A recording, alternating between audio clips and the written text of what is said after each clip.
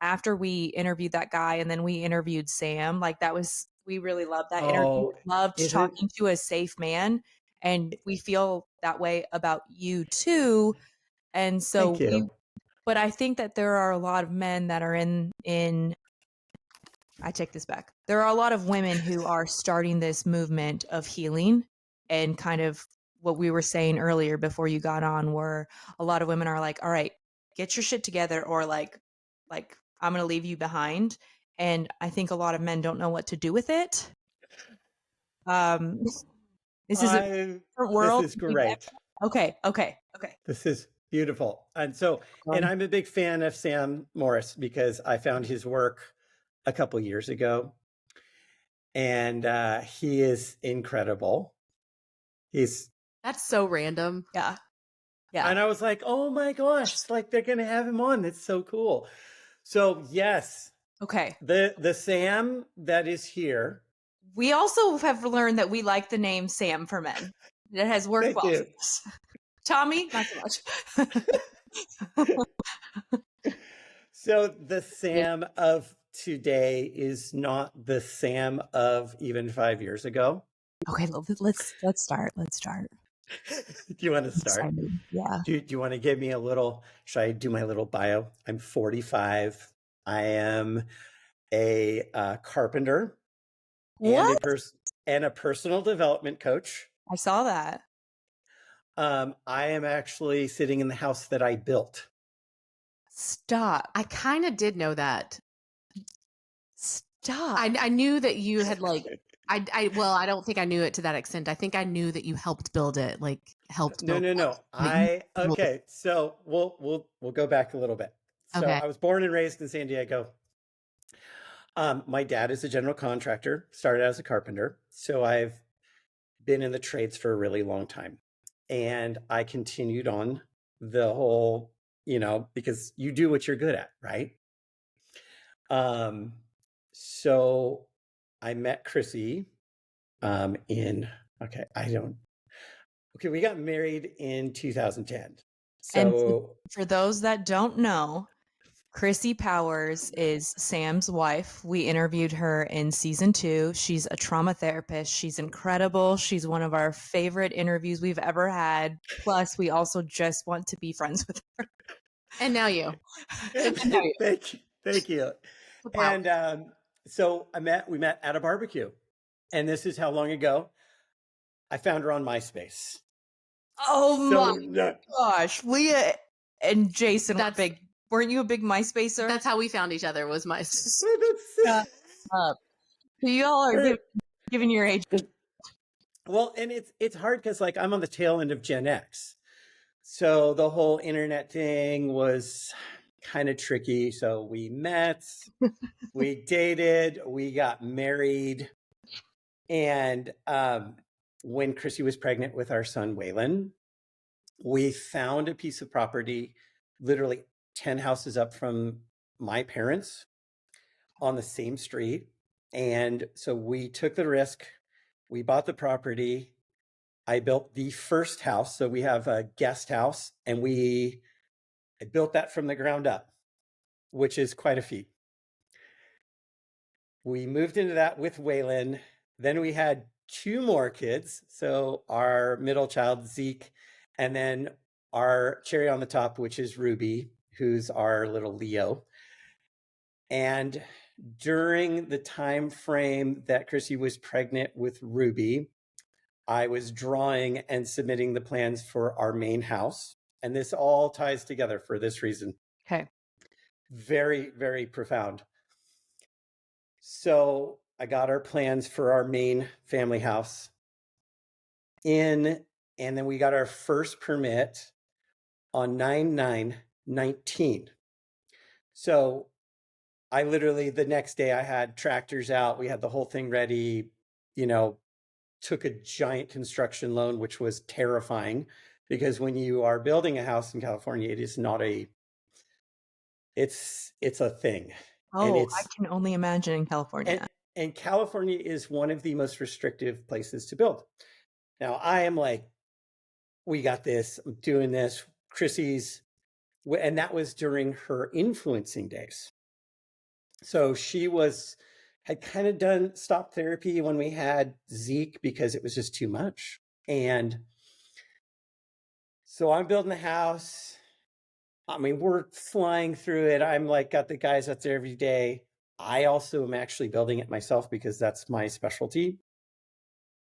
And then what happened in March of 2020? COVID. Oh yeah.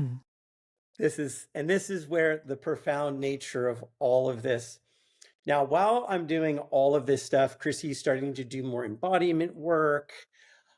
She told me one day, she goes, "Hey, I want to train under Michaela Boehm and do this trauma-informed nonlinear." And in my naivety, I'm like, "Sure, babe, whatever you want to do, cool." Like, yeah, great. I don't know. I was very dense and very simple in this time frame. And while I'm building the house, like I'm getting news reports of this thing that's happening and around the world, and no joke. And then all of a sudden it's here. And everything literally just screeches to a halt. And we lose our construction loan because it's frozen, because it's a national issue. I've got all 3 kids at home. And literally, I become the homeschool dad. Oh, and it was worse in California. It was so bad because we're a very cautious state. Right. Right. And during that time, my favorite coping habit was to abuse alcohol. Because what do you do when you're stressed? You drink, right? Does it Yeah. sound familiar to anyone else? I am like feeling everything that you're putting down. Yeah. Taking all And this. and the hard part is that I come from a good Irish Catholic background. So I now understand epigenetics. Like now I get it. And I would be able to kind of hold it together for a while, but I knew I would slip into that depression, the hangover anxiety that I think Jason probably understands quite well. Yes. I mean, I get it too. I've been there. I didn't drink on a consistent basis, but when I would drink, I would black out easily and then feel the worst anxiety the next day. He Oh, was It's it's the awful. worst, right? Awful. he was just talking about it yesterday with someone from work saying like the hangover like wasn't just the next day. Like he would go Oh, next week of work just having this feeling of not being whole. Mm. yes. And what I now understand is as that is the shame, that is the deepest shame you've ever experienced. Oh, And as a man, shame is something we run from because if you read Bell Hooks, who's one of my favorite cultural writers and feminist writers, she talks about how the only acceptable emotion a man can feel is anger. How many times have we said that? so We speak on that. not to throw my fiance Tony under the bus, but and I think it's most men. It's It's all usually men. okay. There we go. I am so glad you're here. It's Can I just say it's this? and the hard part is from what I understand now, it's a cultural construct. It's Elaborate living on. in a it's living in a patriarchal society. So America, we are a patriarchal society. Mhm. A egalitarian society has both the feminine and the masculine energies. So happy. I'm here. I'm like but the thing is what's really hard too is I grew up in an evangelical space. Mm. So the cultural narrative is very top down as well. And there's always good intentions with these ideas, but the execution is so poor. And so, what did I do during the pandemic? I would drink, I would wake up feeling terrible. I was stressed. I would watch the money running out of our account.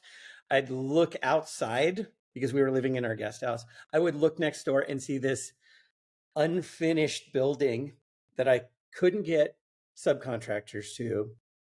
It was like mocking me. No joke. I shot myself with a nail gun at the first part of the pandemic while working on it by myself. I literally had a nail sticking out of this thumb bone. Had to go to the hospital. Talk about an interesting experience. Like during So the pandemic. the April of 2020, they almost didn't let me into the hospital because they thought I was faking it. I literally, like the admin, I mean, they had the COVID tents. No one's in the building. No one's in the building, literally. And I'm like, I don't have COVID. I have a nail stuck in my hand. I literally have a massive nail stuck in my hand. And they're like, is it fake? And I was like, no. I'm like, it's stuck in my hand. And I was like, I need to have it pulled out. And I said, I need antibiotics. I said, I would have pulled it out myself, but it was too big. Oh my Because God. when you work in construction or any kind of trade, you have an acceptance of like the danger. So I'm working on the house. So no joke, I think there's a picture of me and Chrissy together early part, and I've got like a cast on. Our son had broken his other arm, so we're just like hobbling together. Hot mess So that was express. always fully. So I get it pulled out. I try to hobble along, and the level of sadness, anxiety, and depression, it just finally caught up to me. And my last experienced time of coping with alcohol was the night of June 4th, 2020. And I woke up the next day with my lovely wife going, you need help. And if you don't get help, this is not going forward. Wow. The parallels. Yeah. Man. Yeah. So Wow. I was really grateful because being the wonderful person that my wife is, she gave me a couple choices. And I don't know if you guys have ever heard of On-Site Workshop. No. No. It's in Tennessee. And it is probably one of the top 10 experiences of my life that I've ever done. On-site So workshop. Okay. So on-site workshops. what is So that? it is a wellness workshop. You do 6 days. It's experiential therapy. And I can honestly tell you, that was one of the hardest plane flights of my life, because I remember my wife was like, okay, now she'd been doing so much training, and she was doing so much embodiment and kind of getting understanding herself and like the stuff that she had brought into our relationship. And so she was probably a year and a half into her wellness journey. She went back to work during the pandemic, seeing clients. If she hadn't done that, we wouldn't have survived because I couldn't work. And then I had 3 kids. 3 kids. Our daughter was 2. So I had a 2nd to 3rd grader, a kindergartner, and a 2-year-old at home. All in a 1,200 square foot house during COVID. Wow. Fight or flight. Sink or swim. The level of, well, and for anyone that has lived through that, remembers that time period, especially with kids, it was a different ball game. Yeah. Like, because it was like, okay, what can we do? What can we not do? Can we see our parents? Can we do all this stuff? So Wow. you're just navigating this moving goalpost forward. So I was lucky, very lucky. On-site had just opened back up from the pandemic in June of 2020. I was like the second session that I went to. And that was probably the saddest room I've ever sat in, because everyone that was there with me, we were all just just defeated from life. Just that complete sadness. And it was so hard. You do Hold on. 6, yes. I just had like you went June what? What day? It was like June, the end of June, early July of 2020. Okay. Just asking. I think I did my first mushroom journey June 2nd, 2020. That's So I amazing. feel like that was like this like desperation I healing. think that is something, it's interesting you say that because there are certain places and certain timeframes of that year that were so decisive for a lot of people. Yeah. And I mean, we had protocol, all the masks, all the stuff, you name it. There was like 35 or 36 of us in the overall group. What you do is you break into groups of 6, and then you do one-on-one group therapy, no phones for 6 days. You can't talk about what you do as an occupation. Love that. You also don't want to talk about your last name, so you don't get recognized. I know someone who's done this. You did told too. me about it. I did. I didn't. I'm just It's in together it's right in now. it's in Cumberland Furnace in Tennessee. Yep. Same place. Holy shit. And it was the hardest 6 days of my life. I mean, literally, because you're not only holding space for your group, and this is the healing part of it, is you're also experiencing all these new systems of how to be. And when you take away your last name and your occupation and your cell phone, you have to be just you. You know how hard that is? Holy. I never even thought about that. And that makes so much sense. Yeah. And for us men, what's the first thing we talk about? I do this. So we were just talking about that, how like, you're at a bar, and for women, you're at a bar, you go into the bathroom and it's like, oh my gosh, I love your hair, and oh, your outfit, and you're so pretty, and like Or girls. there's like a gaggle of girls crying in the corner Absolutely. with some guy that none of them know. But And- like we're all like banding together and Screw him, he's a jerk, like whatever. but we were both like, what do men's restrooms look like? Are you guys like talking? Would you like to? No, it's one-upmanship at the stall. What I said, I was like, it seems like I think that it's probably a lot of comparison. You go in there all and comparison. You're all sizing each other up, like, oh, that guy's that guy's taller than me. And I'm unique in this way. Like, even though I've worked very masculine type jobs, I've never fit in because I would have been considered a HSP as a kid. I've suffered from anxiety for most of my life. I was homeschooled in the 80s. you are a different breed. We're a different breed. And that was a stereotype. It just was. Well, here's the hardest part. The only reason my parents homeschooled us is the school around the corner from where I grew up was terrible, because where we lived, now it's all $1 million homes and stuff like that. It was not that when I was growing up. It was a slightly challenged socioeconomic area with a very diverse cross-section of kids. But the hard part is I didn't fit into the homeschool group because I wasn't homeschool-y enough. Oh my gosh, yeah. So I didn't go to and I don't know if you guys know what Awanas is, like it was like this Bible camp thing.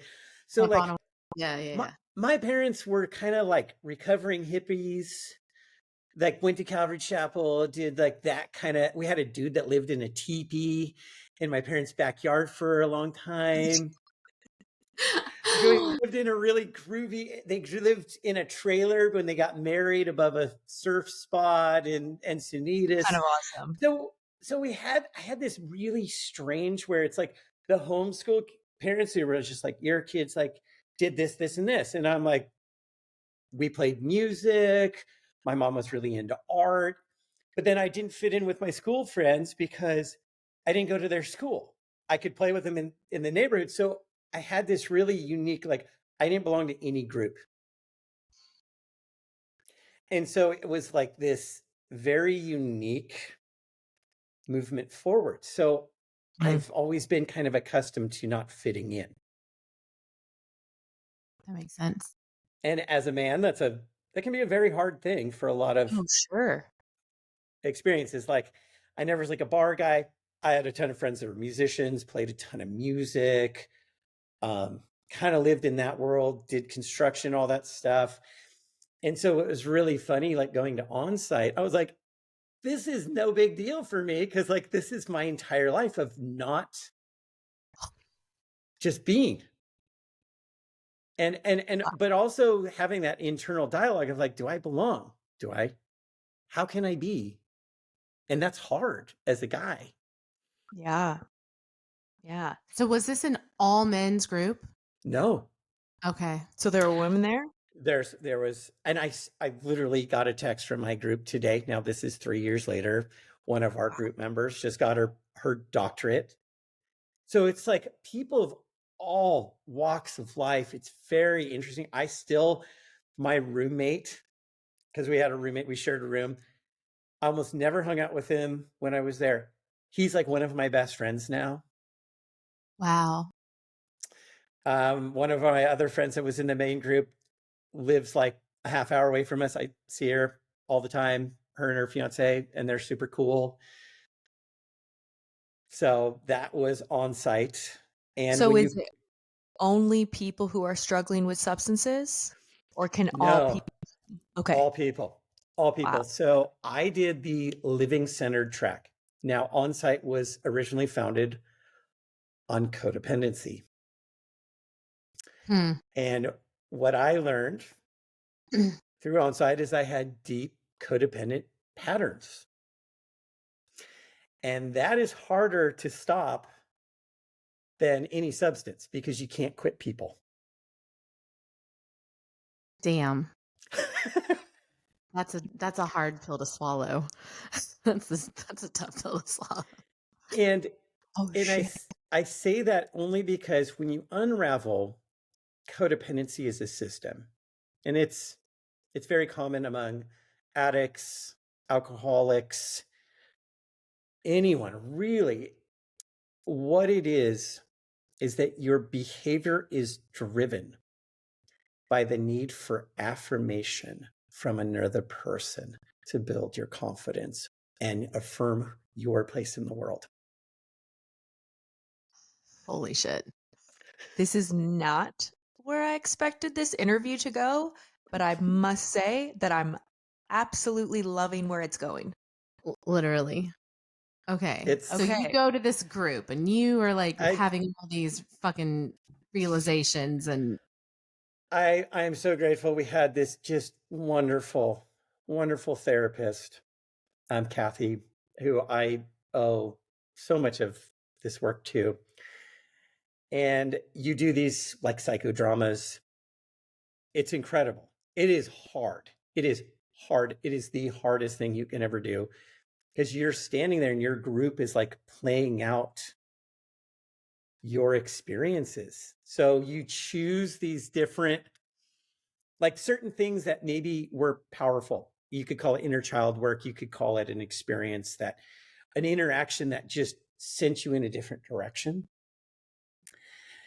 And I remember kind of as our group would wind down, I remember talking to Kathy and I literally was crying. Like I'm like weeping.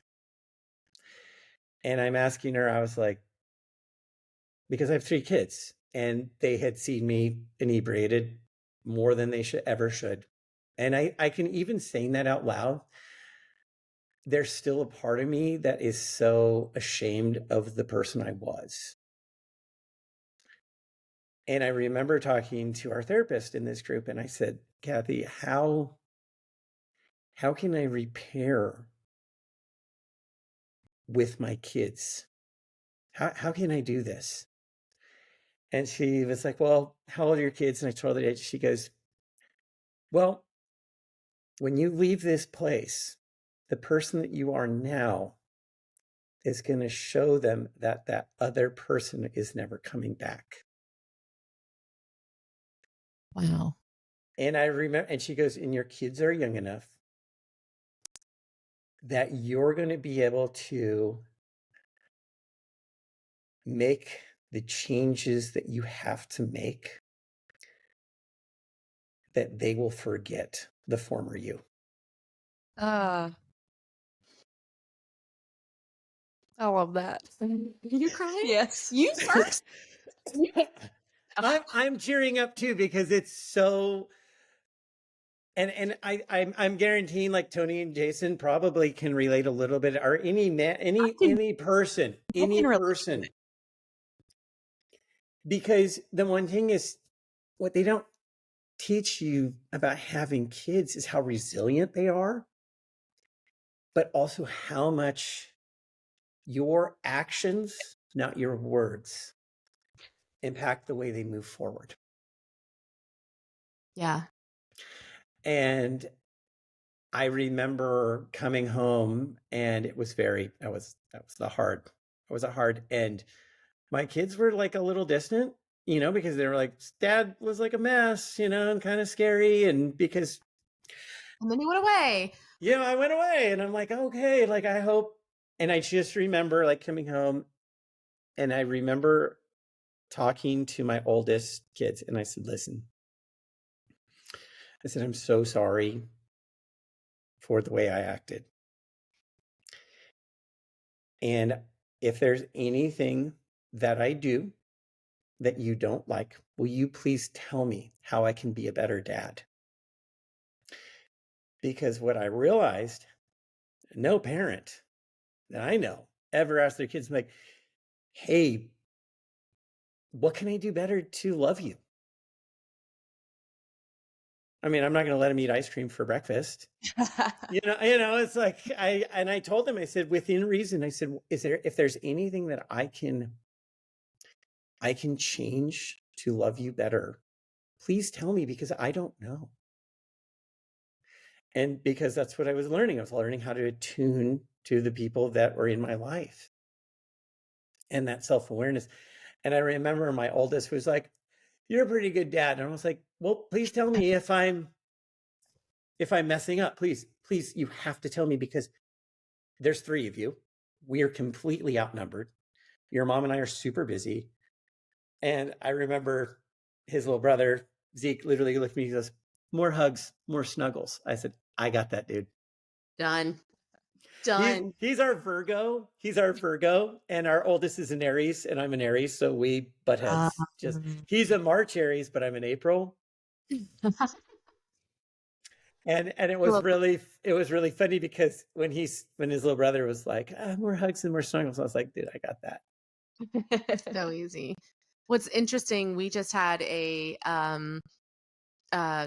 we did a little group, and in that group I had this realization with my daughter, because I butt heads with my daughter a lot. Her and I are very similar. She was like in one of her moods, and I was in a hurry, and we had to get her somewhere on time, and I snapped at her, and it was almost like I had to let my anger overpower hers, or she wasn't going to get in the car and we were going to be late. And I immediately felt bad. And I want to get your take on this, because one of the hardest things I have learned as a parent is apologizing. I have a hard time apologizing in general, but it's really hard when you're a parent. Mm-hmm. And I think what normally happens, because within 5 to 10 minutes, she was fine. I was still a little bit pissed off, but we're driving to where we needed to go. And I'd get her to the door where her practice was. And I immediately apologized. I said, I'm really sorry I snapped at you in the car. I'm so sorry for that. I hope you have a good practice. I'll see you in a few hours. And you could just watch her, like the tension in her body just like kind of like drop immediately. But it got me thinking about all the times that, by the time we got to her practice, she was fine. She wasn't angry. She was quiet. But I would have picked her up hours later and it would have been forgotten about. She would have gone to bed like without an apology. And then I think as parents, sometimes we're like, well, if they're not going to say anything, I think we're good. Like if they're not going to bring it up, like we don't have to apologize. But I felt such a huge rush of holy shit. I think that would have gone such a long way for me as a child to have a parent like maybe not immediately recognize it, but like recognize it and catch it and make it right before the next day came. Oh, this is yeah. Here's something that I have learned or I think about quite a bit because I am not a perfect parent. I'm not. I had great parents. They were better than their parents, and my parents are actually. I now realize how they were very unique because they were very egalitarian. Like I never heard my dad come in and be like, "I'm the head of the household," and yada yada yada. I never heard that. My dad was like super mellow, surfer, loved music, total got that hippie vibe. My mom, and and it's interesting because they were both both come from bigger families. My mom's one of four daughters. My dad is one of five, like a good Irish Catholic over 20 years. And both of them were not the golden child of their family systems. And so they didn't have a ton of support. They just didn't. The family support went to their siblings. And what it did is it made them just very resilient and very kind to them, to each other, and kind. And they literally, and you don't know it when you're growing up. But now I'm like, holy shoot, like that was amazing. Like they just did the best they could, took what they got, and were like, just tried to be joyful and happy about it. And I was like, now I'm like, oh my gosh, like this is amazing.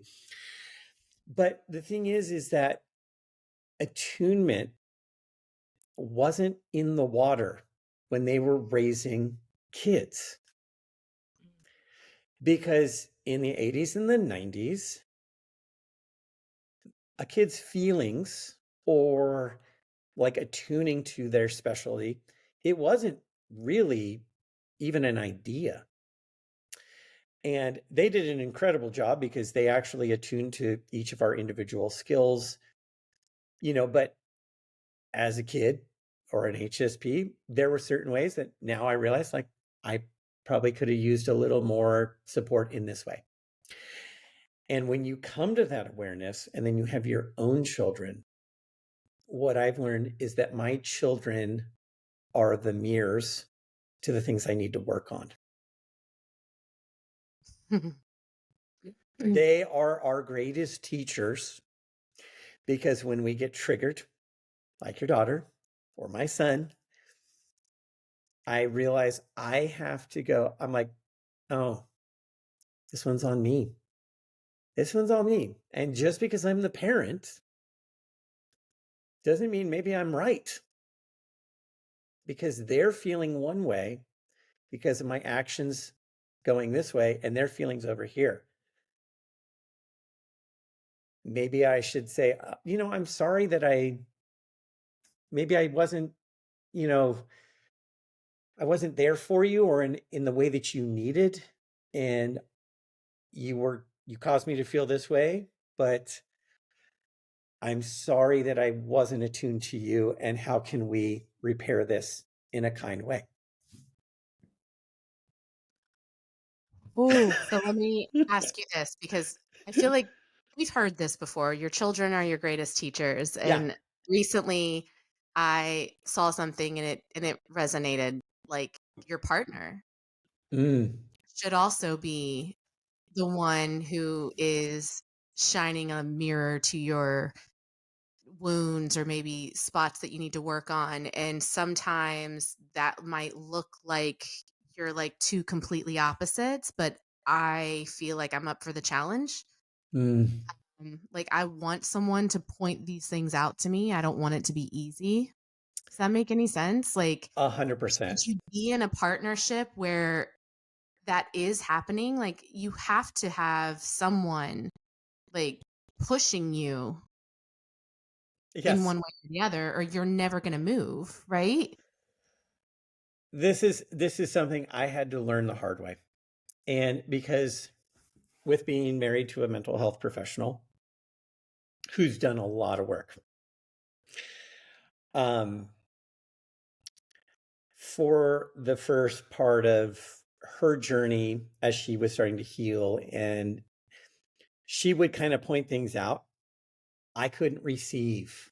I couldn't receive um, that criticism or that constructive criticism because my ego was too locked up thinking I was right, or that my that I was already like this finished work. I'm good. I don't need to do anything more. I'm good. The way I like how I am. I like how I thought I liked how I was. So how did you react? Like if she Oh, I would get so fucking I'd get angry and I'd be like, I would justify my position or my narrative. Or defend.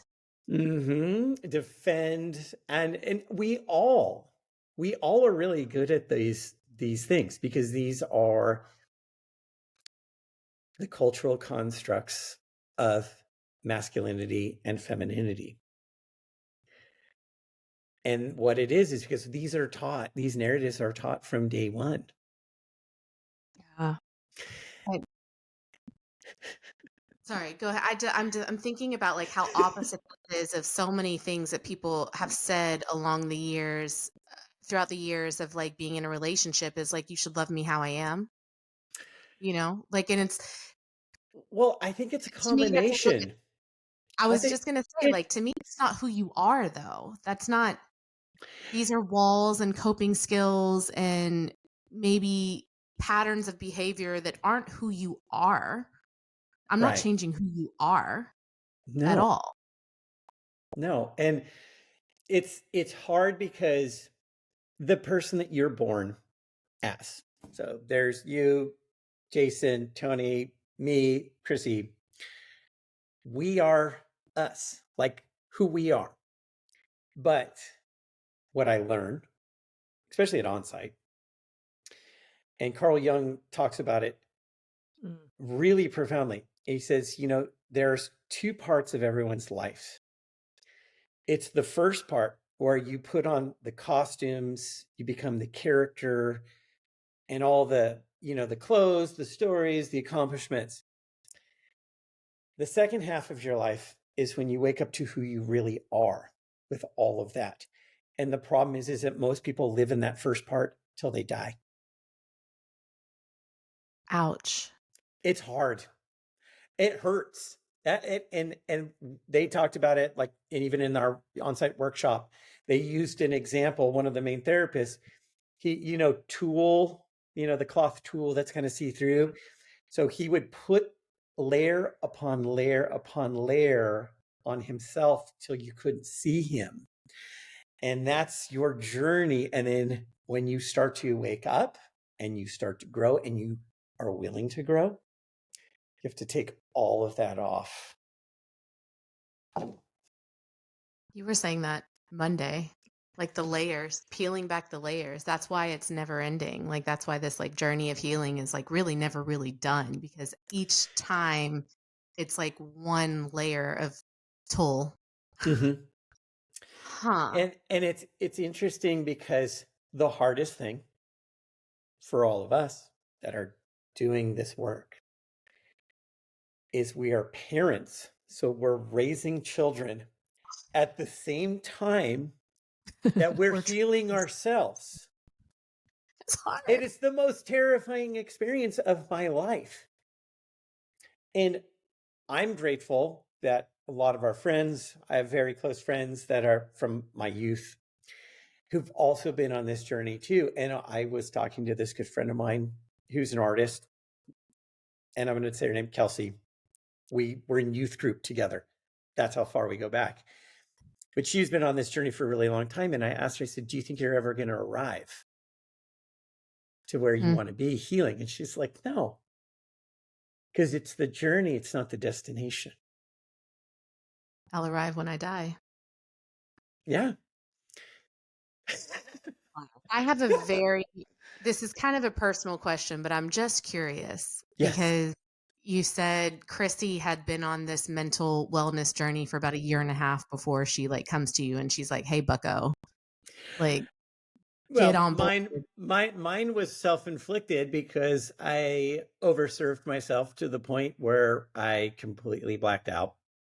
And I just woke up with the most intense shame over I had ever experienced. And there was just this profound realization. And it was the first time I kind of stopped lying to myself. And I said, I cannot move forward this way ever again. And so I need to get the help I need, because for us guys, asking for help, It's really hard. It's very hard. It's very hard. That, and also there are not really very many men who you can talk to about this. Like, Oh, I no. can talk to Leah about, if I'm struggling and I'm having a hard day and what I'm going through. Men don't have that with each other. And I find that to be incredibly sad, to the point where we've, even talked about with our partners how we want them, they have their friends, right? And Mhm. not saying that those friends should go away, because, those friendships mean something to them, but they don't have people to turn to if they're struggling. They don't have those safe spaces. And so what are men supposed to do? Honestly, this is a question that I don't know. Oh, fuck.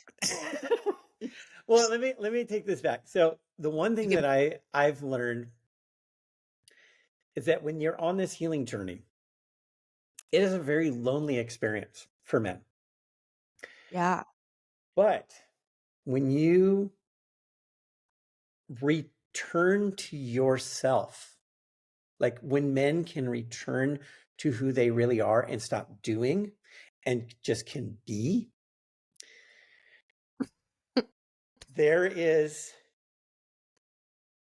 almost this disattachment from needing the group. And what happens, and Sam Morris, he kind of talked about a little bit in him, like I think you guys asked him about what it's like to try to find a partner in this space. It's a lonely experience, but the loneliest experience is being in a group where you're not understood and heard and felt and seen for who you are. Did you clip that? I sure did. Okay. We've been clipping this whole time. Whenever there's like you say something profound, we can clip it so we can go back to it later. And so every time I'm like, yeah, we're both over here clipping like crazy. I guess the reason I'm asking that, and this is where I'm making my husband listen to this one. I don't he doesn't listen to our podcast unless I'm like, I need you to listen to this episode. I'm going to say, I loved Jason's interview, like the one that you guys did together. It was so good. It was really, and honestly, this is kind of the community. Like you can kind of connect. And one thing that I also understand with friend groups, tradition is not truth. So your boys from high school and college, they cannot be your ride or dies till you're 50 or 60 years old, because guess what? I know those guys. I see them because I still live in the area that I grew up in. And I have told my kids too, is that your friends that you have now might not be your friends in the future, because you are going to grow and you're going to change. You do not want to live your life for other people that haven't grown. Just did it clip. again. Sorry. So I guess that's where we are both. I there's also a little bit of comfort knowing that, like, I hate saying this, but like you're like, I don't know what to do because, and the reason I was asking about this, like Chrissy pushing you, there have been times, I guess, okay, let me back up. She's in this mental health space. She's a Yep. therapist. She's trauma informed. Yep. And she's probably, I'm just assuming, getting to a point where she's like, I need you to listen to what I'm saying. And that's kind Yeah. of where I am. And I have been, not currently, but every now and then it still shows up where I'm like, I've been saying this. And then you like listen to some podcast and then you come to me with this information. Like, I haven't been saying this for 6 months. Like, it's like, Oh, yeah. you know what I mean? And so I have tried to wash my hands of being the one who pushes him so often because I'm like, you don't listen to me when I push you, but you also don't have a mentor or a group of men that you go to. And it's just exhausting being the one trying to push you all the time. And so that's where Christine and I are like, we're like, do we set him up on a double date? Like, We've actually done that. we talk about it all the time. We're like, do we put them like we were like, we went on a double date and we're like, Tony, Jason, meet, meet. Sure. be friends? That was 2 years ago. And then do you remember at that dinner they were talking and me and you are like across the table from each other? It's happening. It's happening. It's working. But again, that was in the very beginning of our friendship and it hasn't really happened since. So I feel like we're both kind of like, are there men's groups that they can go to? They don't want to do that. Like, and us being introverts has not helped. Yeah, that doesn't help either because we don't really do it. So here's one How thing. do you do that? Well, I know this well. One thing that I can probably say, and I can speak for both of you, your mental health. When you've had a partner that maybe have struggled with substance issues, you have to stop being their sponsor. Oh my God. Ooh, yeah. And I mean that because what I used to do that with Chrissy, like when I stopped drinking, I'd be like, hey, I would like check in with her. And I still do sometimes just because I respect her. She wasn't the one with the coping problem. I was. And I think that when you've done any level of recovery work or you've had an issue that was unhealthy, you cannot make your partner, both your partner, your mom, and your sponsor, because that's codependency in a nutshell. Did you do a 12-step? Did you do like any type of recovery program or? So because of the way I'm wired, so I wasn't an alcoholic per se. I was an alcohol abuser. I had a great therapist and I said, hey, like, do you think I'm an alcoholic? And he said, no, because you stopped and that was it. For me, it was the deeper issue. It wasn't the physical, withdrawals. Did a couple of the AA meetings, like they had them at on-site when I was there. Audited, too, it was COVID. So like they had closed rooms and stuff like that. The one thing that I also learned, everyone's recovery is unique to themselves.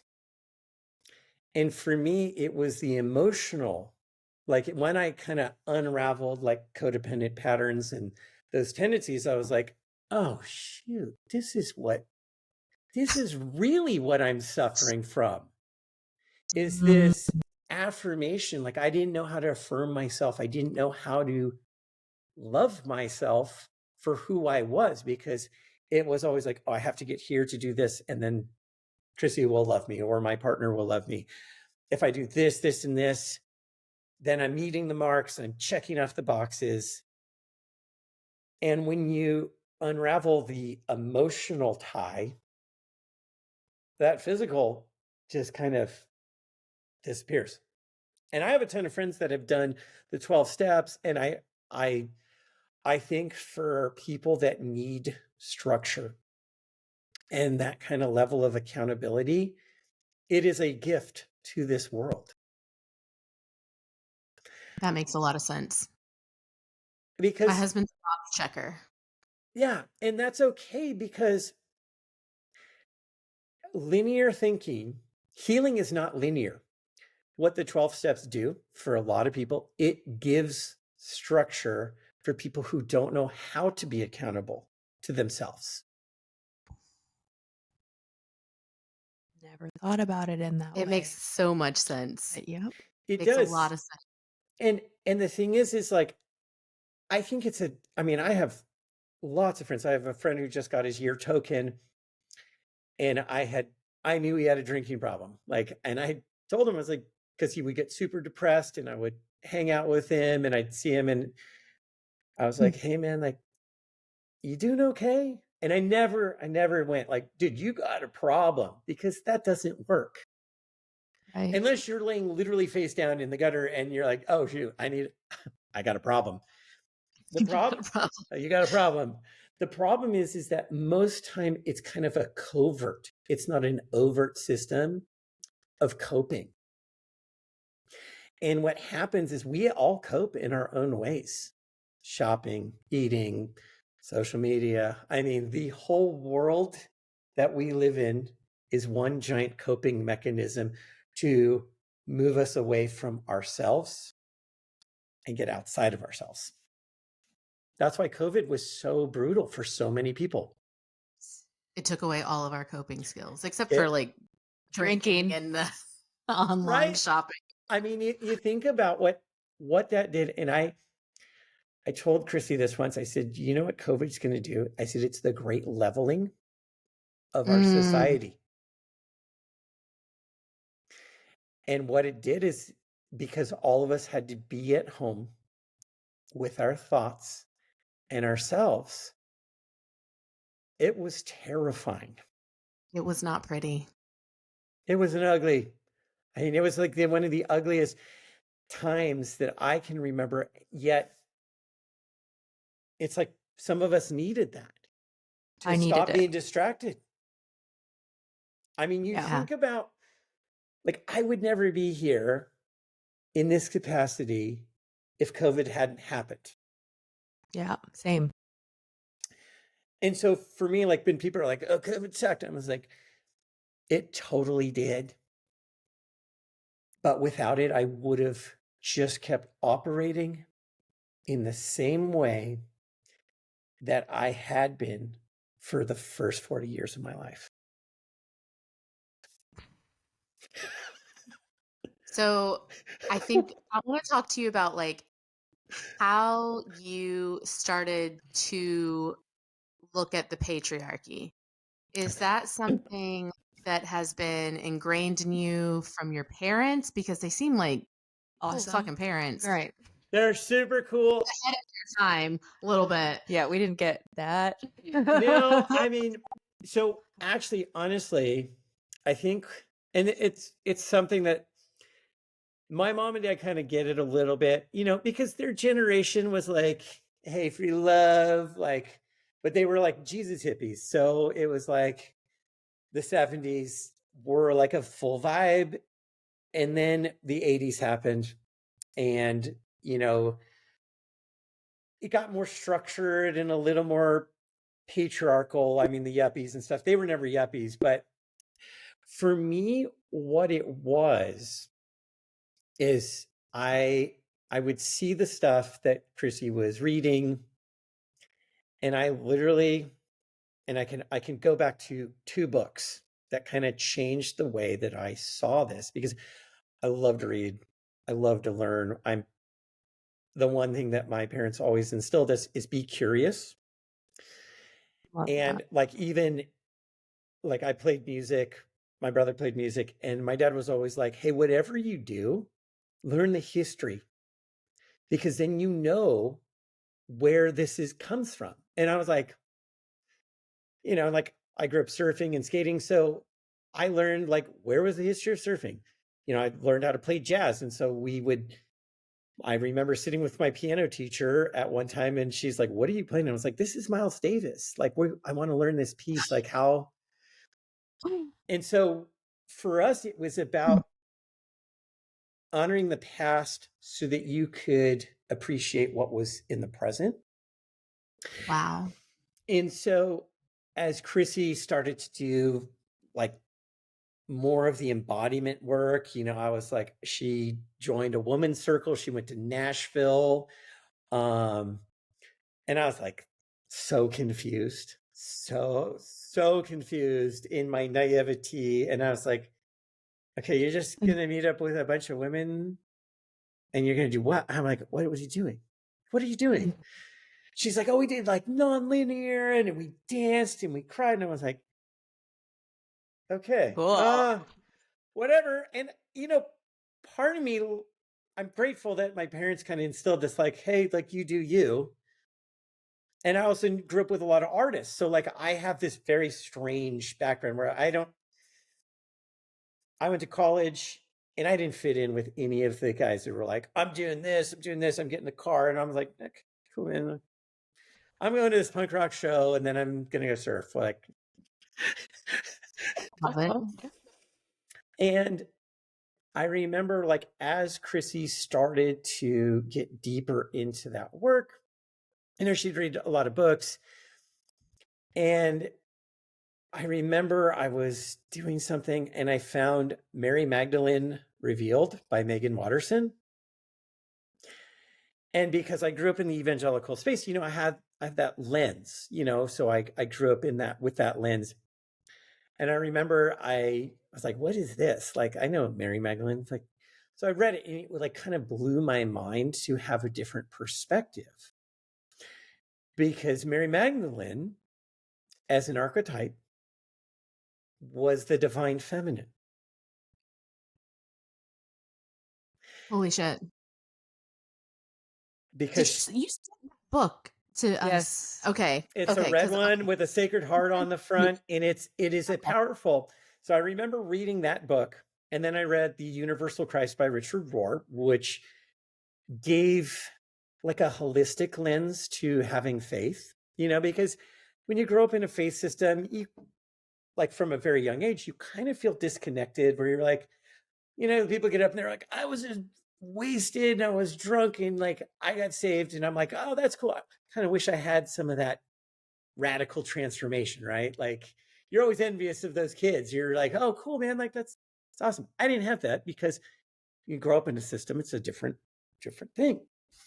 Right. And for me, as I read that book and I remember it just, because Megan Watterson is actually a Harvard trained scholar in divinity. So this isn't just like, I didn't even know that was a I thing. did not know that was a thing. And so I remember reading it. And for me, what it did is it just put context to the bigger picture of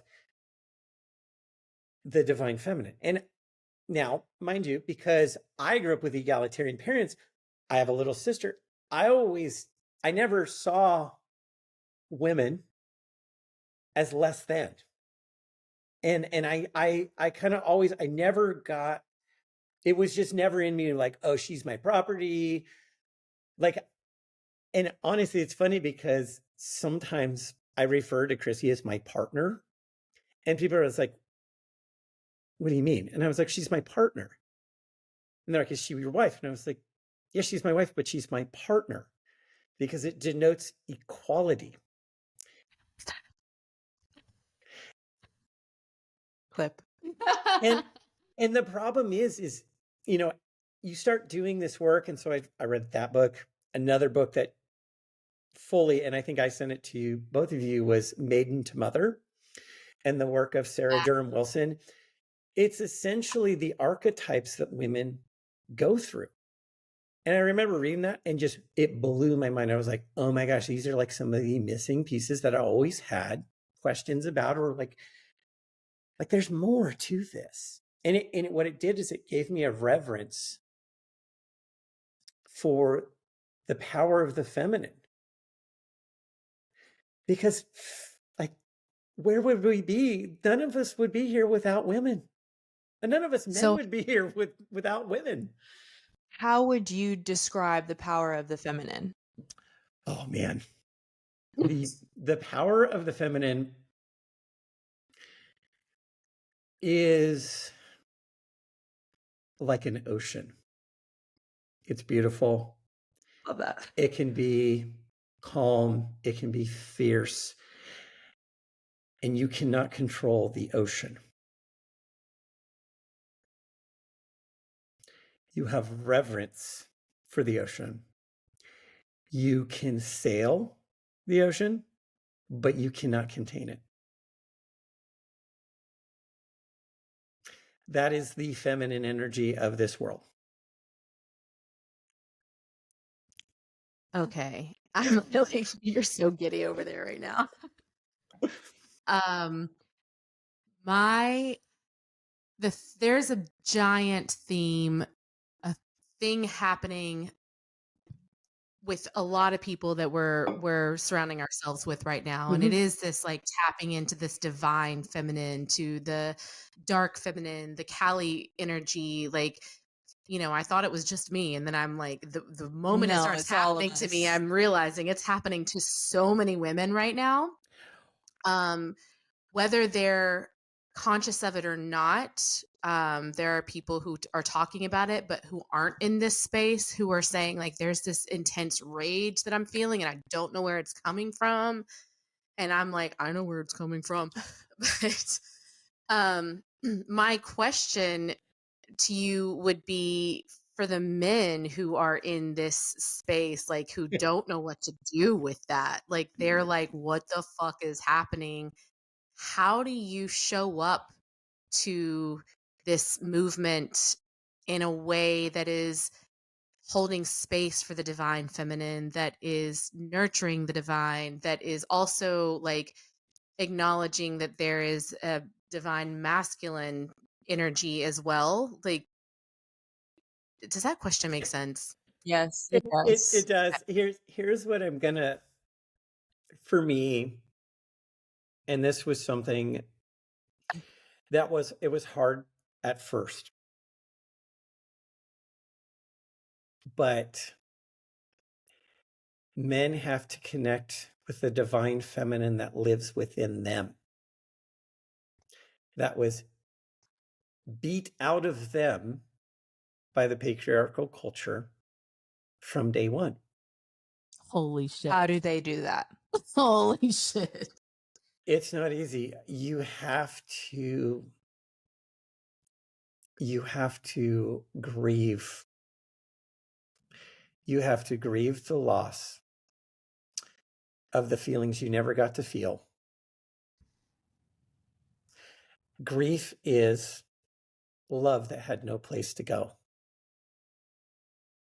Oh my God. So And you, I'm going to expound on this because yeah, please. Please. so last year in August, I lost 3 people in 40 days. Wouldn't recommend Like this. friends? 40 days.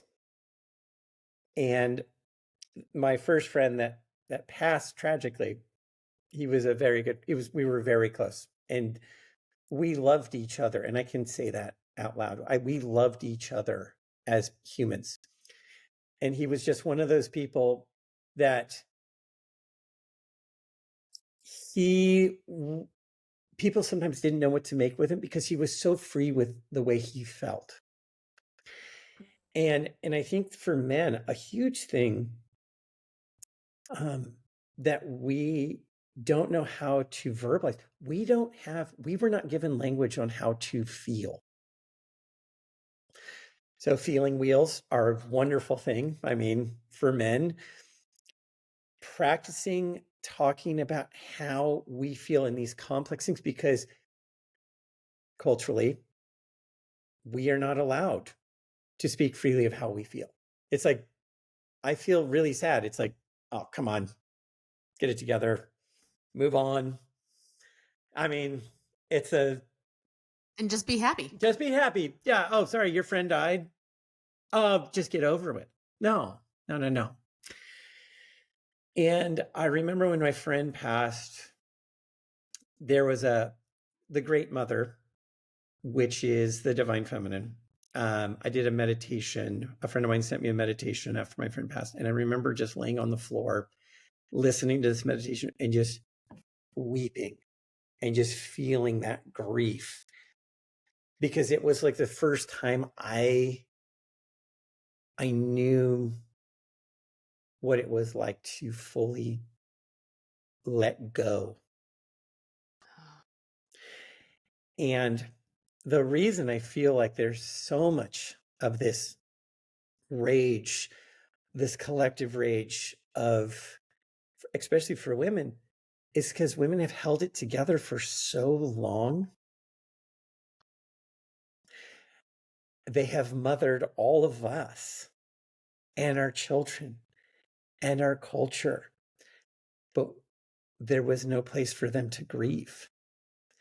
And so as a man, I had to learn how to let that go and let that grief just come out. And it was it's so foreign and it's terrifying, because when you have all these feelings as a man, they're all there.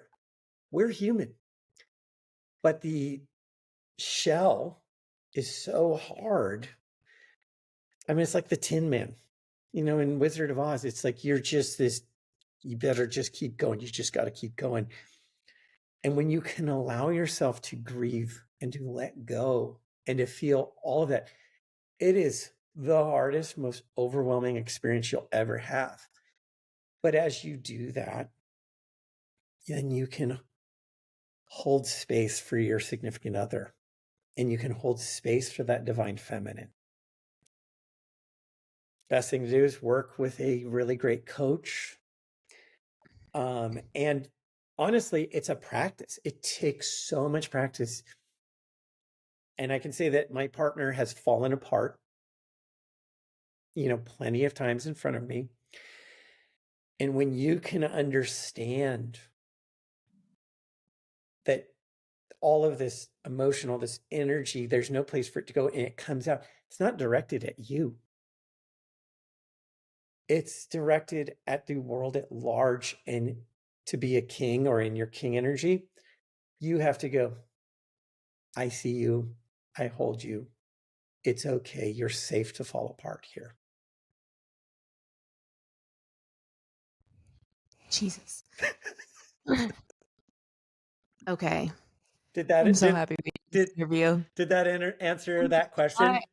Yes, and I'm really excited for just the men, our male listeners, for Tony, for Jason to hear this interview. And it's been we haven't done interviews for a while, and I forgot how therapeutic it is. Yeah.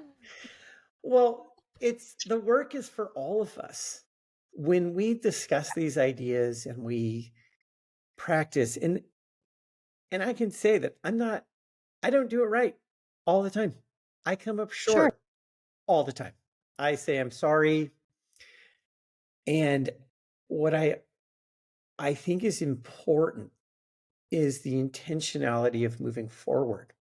Because when you do codependent work, since you can't quit people, the intention of your yes, like if someone asks you to do something, you have to change that energy around it. So even the work that you do, if you go to therapy for a lifetime and not get anything out of it. It's about intentionality. I mean, how many times do you know there's couples that are in therapy and you're like, dude, why are you wasting your money? Like, why are you wasting your money? Because you can sculpt a narrative with your own personal therapist. You can sculpt a narrative with a coach, a couples counselor, your friend group, because we always want to be the hero of our story. Shit. I had a therapist one time tell me something that changed the way I see therapy forever and ever and ever and ever and ever and ever. And she said, if you are still with me in 10 years, I've not done my job. Oh, exactly. And I know so many people who have had the same therapist for 10 plus years. and I want to look at them and be like, what's going on? What's going on? It's it's funny because I have a therapist and I see about once a month because of scheduling time and and now when you do enough of this work, what it is you just it's almost like a tune-up. I go to my therapist when I'm like struggling or I'm like this happened and I got totally triggered and I totally reacted in an old pattern. Mm. And that's now what it goes go. My old pattern came up and I wasn't taking care of myself. I was too tired. I'm trying to do too much. And I think it's so hard because when I hear those words like self-care, I don't like those words. I Mm. don't, because I think self-care has been branded just to sell us more stuff. Ooh, very true. Wellness is $1 billion industry, right? I mean, we have to be intentional with our actions in everything that we consume, whether it's media, whether it's even self-care, where it's like, and it's funny because I had to come to that realization where I was like, is this self-care or is this like, am I just checking something off? And so now even the way that I spend my time where I'm like, hey, I need 2 hours, I need to go do this because it's going to bring me joy.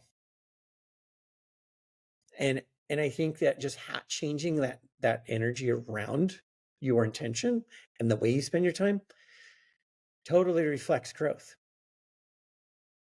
Yeah.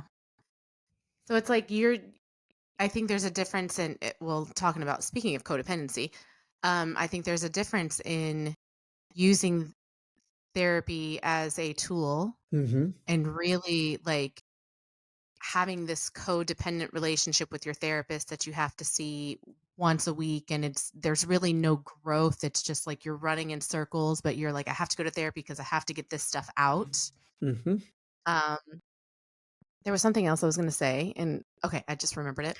That okay, I'm going to take it back to what you were talking about, the men, and I think a lot of times men, my husband included, he has said this before, his job, this is what he says: my job is to provide and protect.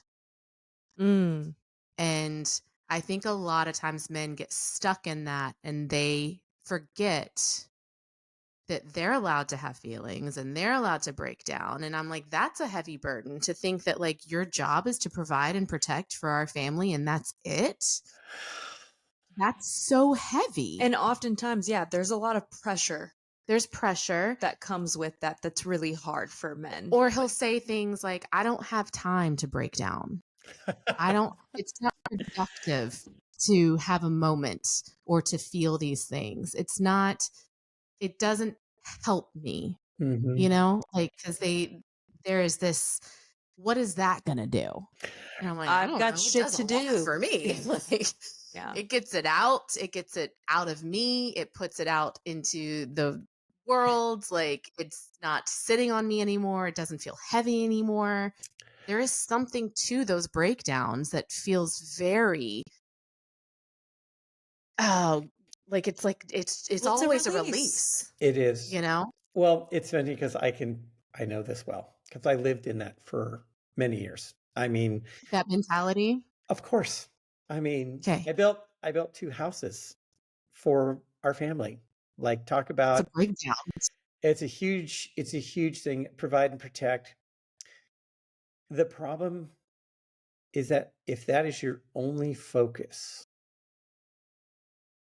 you give all your energy to that, you are literally just a machine. And guess what? You're human. And what happens to a machine that never takes breaks and never gets maintenance? They just end Breaks up. down. And because expressing our feelings, especially for men,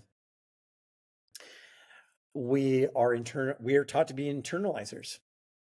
Well, if you do any digging on internalizing emotions in the vein of Gabor Mate, you will just literally internally rot from the inside out. So you get cancer. I mean, a nervous breakdown. I mean,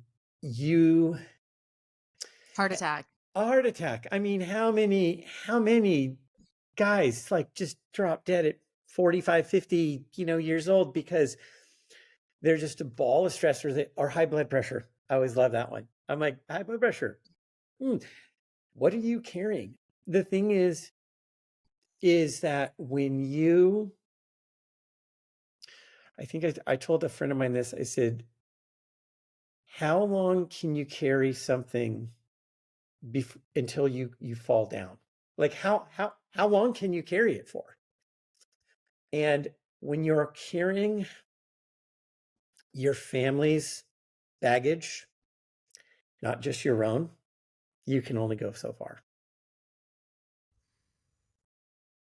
So, what would you recommend to the men who are listening who don't know where to start and what to do? What would you recommend as maybe some steps or some tools that they can start with? This is Load. this is a loaded question. I know it's not black and It's white. not a black and white one. It's really hard because everyone has a different mode of operating. So everyone has their own operating system. And this is something that I always like to say, that your husband's operating system is not going to be my operating system. So because I do one-on-one coaching as well, and on my website, CI Powers Coaching, it says building better people. So I look at everything as like, we already were good. We're just remodeling what was there. And for guys, when I say that, they're like, oh, I can kind of see that. Where it's like, I'm like, hey man, like you've got it all there. It's just been put in places that don't serve your current version. And so what I always like to, a great book that really is Terrence Reals, I Don't Want to Talk About It. I have that book. That book and his work for men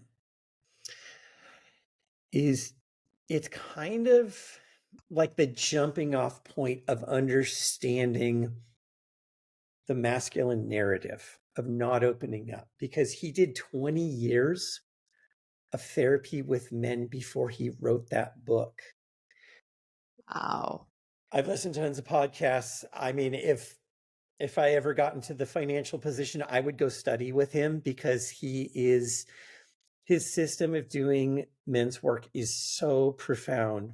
That book, it was so hard to read and get through, but it was a mind blowing, because he goes through generational things. And for us men, so much of what we do isn't just for us, but it's for the idea of our legacy, our purpose, and what the family did. And I'm kind of lucky because my dad's like, do whatever you want. It's like, I don't care. But I know I have friends that they're like, well, I am carrying on the family heritage. And I was like, that's too much, man. That's way too much. Do you even want to? Is this what you want? Is this what you're passionate about? This is your purpose. And so what I think for a lot of men is a really great thing is to just, I would say, go to therapy. I mean, really, going to therapy, it was very hard.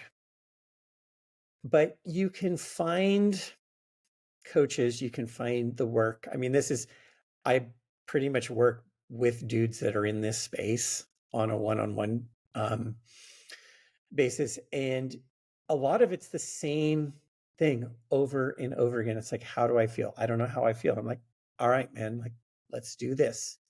Let's go here. I'm trained in a system called the primal question. And what it is, it's 7 primal questions. It was developed by my mentor, Mike Foster. And it's essentially, am I safe? Am I secure? Am I loved? Am I wanted? Am I enough? Am I successful? You know, and do I have a purpose? And I was like, this is a great place to start. And so for men, they will get help when they break just enough. You can only get rear-ended so many times until it's like, oh, I need it. I need help. And I can honestly say this, the greatest gift that you can give your partner is to heal yourself first. We were just talking about that, and often how usually in a heterosexual relationship that the woman is kind of the one who starts it. 100%. My wife started her healing journey. Yeah. I started it, Leah started it. It's very rare that I find a man Yeah. who started the healing journey Yeah. before the woman did. Yeah. And I think it's wild because when it starts happening, we look even crazier. Oh, Yeah. 100%. And Yeah. I the look crazy. but the thing is here's something to think about. Women are the only gender that can actually give life to another human. So they always heal first That makes so much sense. because for us, we can't reproduce without a woman. We can't. Like, it's just, if there was a bunch of dudes, we'd all be dead. Like, really, if it was just all one gender. Think about that. That was it. There'd be one Mhm. dude, he would live alone, and then it's done. That's it. Lights out, right? And this is where honoring the divine feminine in all women, because life comes through you. Life comes through you. You naturally are going to seek the healing that you need. I think reading The Heroine's Journey, and I know you've read it. You've read it, right? I think you had. Yeah. You were the one who Yeah. like reached Mhm. out. Mhm. Okay. The point in the book where she reaches the divine mother, like I was just like breaking down, Oh, sobbing in the middle of a fucking pool. isn't it great? Oh, So great. yes, but I was like, holy shit, this isn't your mother. This is the divine mother and this connection to this feminine that we have been pushed and pushed and pushed and pushed away from Yeah. our entire lives. It's so hard because the separation, if you read Dancing in the Flames by Marion Woodman, I think I can't remember her last name, but she talks about this separation which came in Europe post the Black Plague. And that is when the systems at power separated women because they had a cycle. And because of the natural cycle of giving life, they figured out through modern medicine they could not control that cycle then. So Wow. they deemed the feminine uncontrollable, thus dismissible.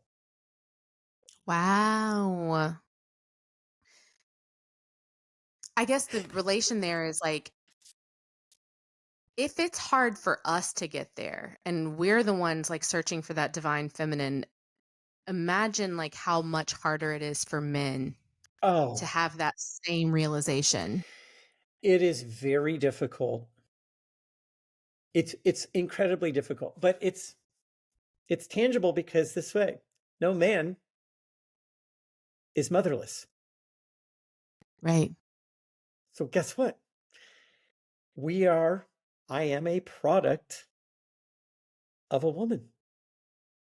And when you can come to that awareness and that realization, then you can go, oh, I wouldn't be here without a mother. Mm. And then when you can understand the greater part of that is like, oh my gosh, the whole world, we refer to our earth as Mother Earth. Nature is a mother.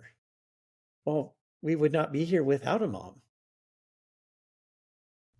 And you have, if when that realization, that reverence, which can take a very long time for a lot of men, but all you have to do is look at our world, like the seasons, the change in our earth is revolting essentially from the patriarchal systems of using resources. I mean, I'm guilty, as we're all guilty, but Right. the progress of that should be enough to be like, there's more at play here.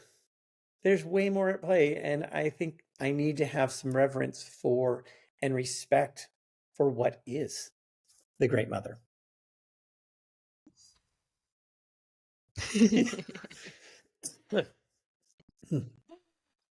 Love it. So good. And we need to wrap this up. I know. I could talk to you all day long. We can do part And 2. hopefully well, I'm like, you want to come back on season 3? Absolutely. Tony on here. That would be awesome if we had a part 2 and Tony and Jason were here. That would be very interesting. It might be a little challenging. It might be a little challenging because when you do recovery and you come to the honest, when you're honest with yourself, there is no way to not be truthful. Oh yeah. And I told a friend of mine this. I said, they're like, well, dude, you're kind of like radical. And I was like, well, I'm just telling you the truth. I said, because there's no point of just lying about anything anymore, because we lie to ourselves every day. Right. So why would I, say, oh, hey man, like it's totally cool. Like you're doing this, you're doing that. And I'm like, hey man, like we should stop. You got to stop, or you need help, or you probably should look at the other side that you're battling against. Yeah.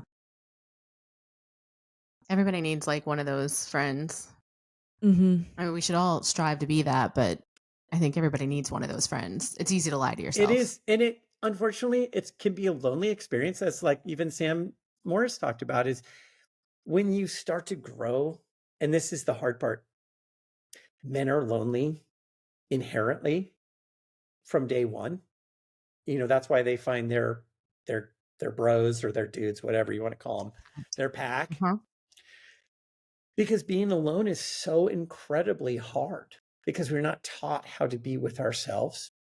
And so on this side, people was like, how many friends do you have? And I was like, I don't even know. I've lost more friends over the last 3 years than I've ever lost. And I've never been happier. That's how I feel. Yeah. And it sounds terrible. And I'm a extroverted introvert. So I have that deep well of like, I could just hang out by myself. But now I'm not lonely when I'm by myself. I really think this whole codependent thing, I used to think that it was just me. No. And hearing you say all of this stuff, I'm like, I think maybe he's probably a little codependent too, and doesn't even, I mean, obviously he was an alcoholic, he was an addict, like there's some codependency there, but like 100%. He's probably more codependent than he would like to admit. Oh, absolutely. Especially with like the friend. We literally just had this conversation the other day where I was like, what would happen if I had left before you got sober? Oh. And he was like, I'd be I'd be worse off. I'd still be hanging out with the same people. I would be like probably where my dad was when he was divorced, Hmm. because there's that like he can't be alone. And we as a culture demonize being alone, Yeah. because if you're alone, that means you're worthless. Something's wrong with you. There's something wrong with you. I've always occupied the space where I've never belonged to one group. And so my friends and the people that I know are just the widest ranging like set of humans you'll ever meet, because what it is it's authentic people recognize authentic people. And so Yeah. when you're in a group and you're all doing the same thing, I mean, how authentic can you be, right? If you go to Yeah. the bar Friday and Saturday night with your boys, whatever, there is no growth. You're just like hanging out. Yeah. I mean, and that's fun.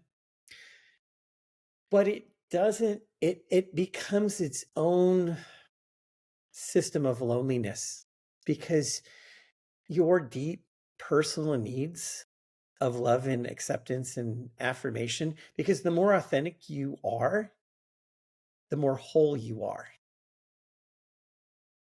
And when you stop lying to yourself and honestly look at the dark parts, the shadow side, when you can make friends with the unbeautiful parts of you, you're like, all right, let's bring it on. We can handle whatever. We can go to the abyss and back, and we're cool. We have to have a part 2. We do, because we didn't even talk about ketamine. No. So Well, and we don't have time, but I know. really wanted to go into with men Yes. how their mother wounds show up and how father Oh, wounds show up. But we don't have time. Can we? I'm being for real. Can we do a part 2? absolutely. Seriously. 100%. Okay. Okay. I, Because we got to talk about I, that and ketamine and oh, well, here's what I'll give you the teaser. Do you know what I did in my ketamine journey? I did let's do inner child healing work. And Okay, and I really want and to go into and I that. met up with the 6-year-old version of me. Oh my God. Oh my God. Little Sammy. Oh, it was the most beautiful experience I can honestly ever say. Well, and I want to do another episode to go into that, because what we've realized with Leah, us recording or vlogging her journey, that a lot of people don't have that same experience with ketamine clinics, and they have awful experiences. They don't have that healing or that growth that comes from it, and really warn people that not all ketamine clinics are the same and why that is, and kind of go into that. So Well, and here's the one thing I'll say about that, because I've had people ask me like, what would you recommend? I said, do a lot of therapy. Do a lot of therapy before you do anything like that, because I think there's a misconception that a lot of people are like, oh, if I do this, It'll fix it's it. going to I'm fix healed. me. And I had a friend of mine go, I think I'm just going to do that. And he was a first responder, and he had all this childhood trauma, and he's like, I think if I do a session, it will heal me. And I was like, no, no, no, no, no, no. I said, it will be the worst experience of your life, because you're opening Pandora's box of all the Mm-hmm. darkness, the sadness, the loneliness that you carried to this point. And then the key is going to turn, and all of that's going to come rushing out, and you are going to literally not have the emotional tools to address and to love yourself through this.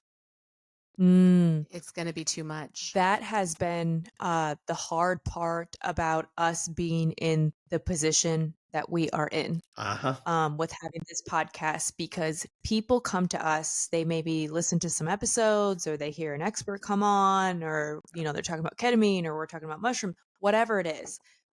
And in the society that we live in, they come to us and they're like, okay, I want to do mushrooms. Fix me. Okay, I want to do ketamine. And they think of it as like this pill that they take and then they're broken and now they're fixed. Because especially with Western medicine, Mm-hmm. that is kind of like what we're wired to believe. And But there's so much context yeah. that we need to go over before even addressing if this is right for you. Or, we get a lot of people that are like, oh, I mean, I did mushrooms in college and it's not like what you're talking about. I'm like, okay, but The we're missing a lot of context I here. think what most people forget, that the medicine is simply the introduction, and the integration is where you heal. I like that. All right, part 2, let's go. Okay, let's do it. All I'll right. reach out. Sam, we already said we already know the name of this episode. Oh, It'll be a surprise for you. I love it. I love it. But let our listeners know how they can find you on the great social media. Okay, you can find me first off on the web, sampowerscoaching.com. I do one-on-one specialty coaching for all genders. I'm actually got a discovery call in 13 minutes for a gentleman in the UK. And so Love doing that, you can find me at Swami Powers on TikTok and Instagram. And I don't post that much because I don't have a ton of time for it. And then you can also see me on Chrissy's Instagram. And we love her Instagram. Yes, please tell Chrissy we said Chrissy hi. Powers. She's on a plane headed to Charleston right now for the Isle of Palms. She's doing her Sacred Feminine healing weekend. And so you can find me there too. Like every once in a while I pop in, and I always like the purity culture, the journals that she does. Those are my favorite. And I can tell you, we have material for years. I love it. I love it. Those are like really good. All right. For everyone else, for all of our listeners, thank you for tuning in today. I hope you got something out of it. We got a fucking ton of marked How many clips. clips? I got 15. I got 15. I didn't know you could see 18. All right, 18 clips, 15 clips. Stay curious, be open, and we'll see you guys on the other side.